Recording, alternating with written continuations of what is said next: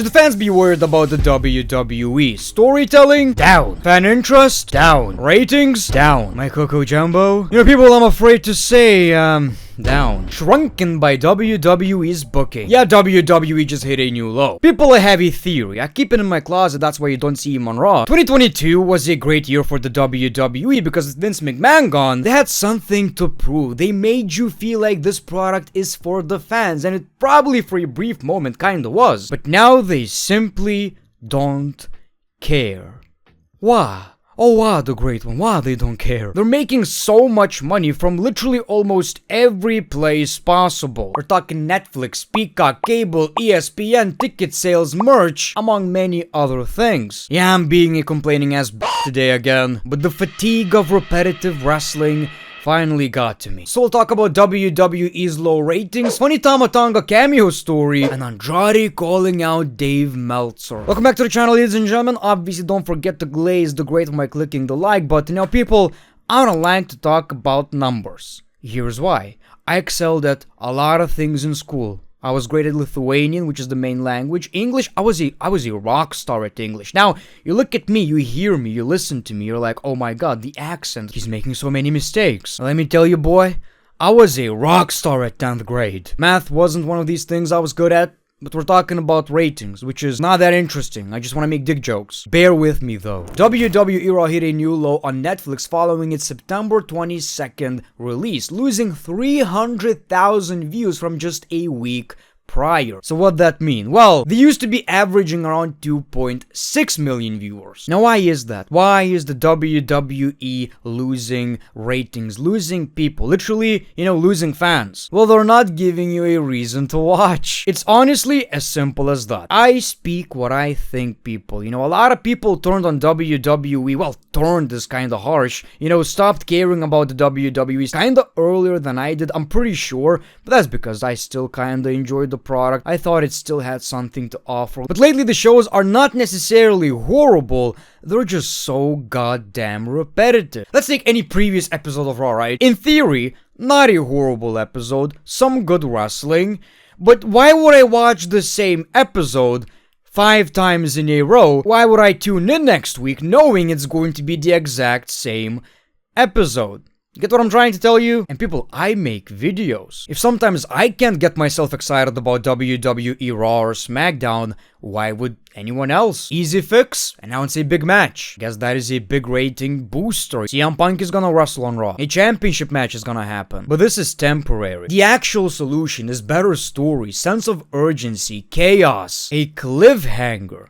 When I'm done with Raw or SmackDown, make me wait for another episode. It's getting so bad to the point that, for example, Brock Lesnar returns to WWE, right? You know he ain't gonna show up on Raw or SmackDown. That is absolutely wild. You know, something that never really happened in the WWE before. The biggest moment of the show ain't gonna be addressed on weekly television. Check out my previous video, people, but basically it's the same structure every week. They got way too comfortable, which happens. I understand. Not an excuse though. For reference, the debut episode on Netflix had 4.9 million viewers. Well, that is not a fair comparison because this was the first episode. Obviously, a lot of people are going to be excited, both wrestling fans and not. So this is a rating you shouldn't necessarily really pay attention to. What about SmackDown, great one? Well, according to WrestleNomics and Programming Insider, SmackDown averaged 1,238,000 viewers, making it the 3rd least watched episode of the year. Now, obviously, you can come up with many excuses, but if the product would actually be really good, exciting, and unpredictable in a way,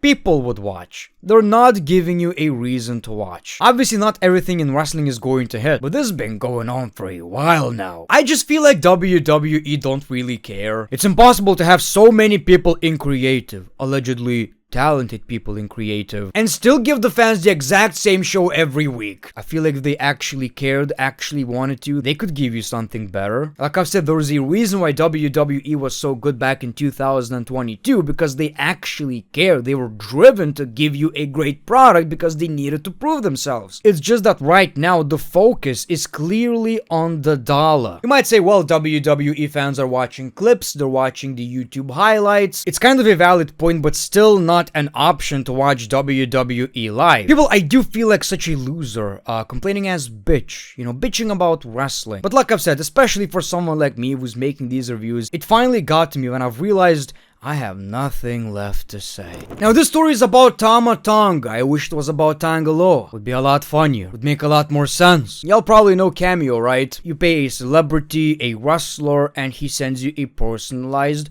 message. People, there's some gems. Oh my god. It's the Undertaker. All elite Scooby-Doo. That's how I'm going to address you. Well, that's not even the one I was looking for. All elite Scooby-Doo. Super Saiyan 2 Son Goku. That's how I'm gonna address you. all elite Scooby-Doo. Congratulations on getting married. You did the right thing. What have they In done? March of next year, your days as a single man will soon Cracked up, man. rest in peace. Yeah, basically what I'm trying to tell you, it's pretty funny. Now, for a business video, Mick Foley charges you 850. That's in euros, by the way, but that kinda makes sense. An absolute legend, right? What about Tama Tonga? I want you to take a wild guess. Is it 1,000?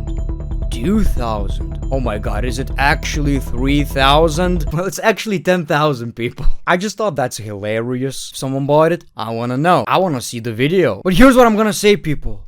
Know your worth, and you go, girl. Andrade is back in AEW. Didn't talk about that before. Good for Andrade. Talented guy. Didn't work out in the WWE, unfortunately. Why would you be angry that he got, well, anyway, his job back, right? One of the best wrestlers in the ring. Well, Dave Meltzer said that while Andrade is clearly talented, he was surprised Tony Khan decided to bring him back after his 2023 AEW exit. Now, speculation begins. Speculation begins, people. Speculation begins. Meltzer always has this vibe of, you talked shit about AEW?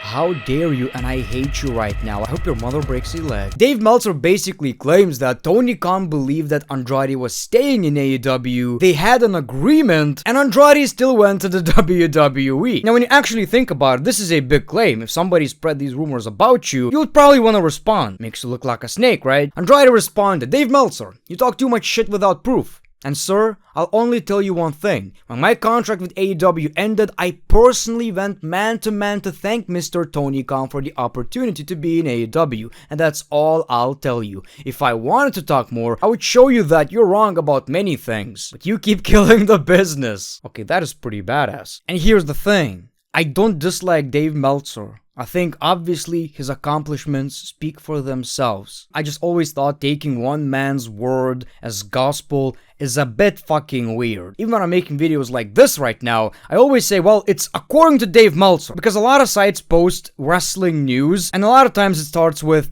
Dave Meltzer believes. Well, Dave Meltzer might believe eating pancakes with mayo is good. You know?